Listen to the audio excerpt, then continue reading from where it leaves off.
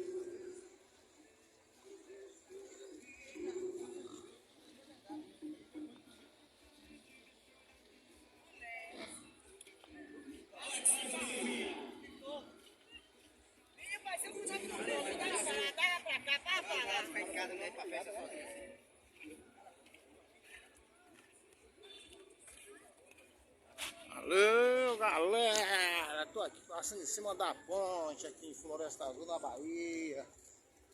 Nós estamos juntos e misturados. Bora ver as motos ali correndo ali. Muita gente aqui hoje. Pela presença. Melhor Café do Brasil, Cajueirinho tá com a gente, empresário, piloto de motocross, amigo da galera. Motocross. O cabeludo de Guanambi, aqui já ganhou tudo. Nem sei mais os títulos dele. Muita gente, ó. Vou convidar com muito carinho a ex-prefeita, doutora Gisele, se não é disponível para o aqui para cima, é uma honra. O americano. Não é cachaça. Tira show. Tem alguns que eu ainda não sei o nome. Esse eu sei. Esse é o prefeito da Duda. Esse é o cara. Primeira dama, que honra conhecer a senhora.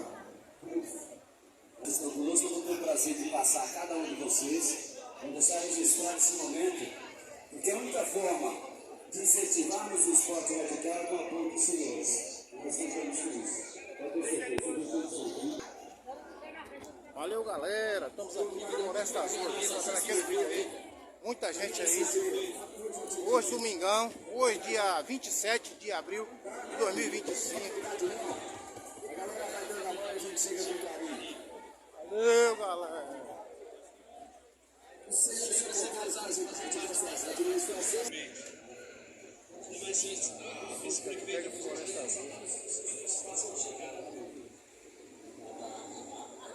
Enquanto isso, enquanto os senhores aguardamos as demais autoridades, eu cumprimento alguns pilotos que é importante que o público conheça. São campeões de estados, são pilotos que representam o esporte radical e eu gosto dos senhores já já.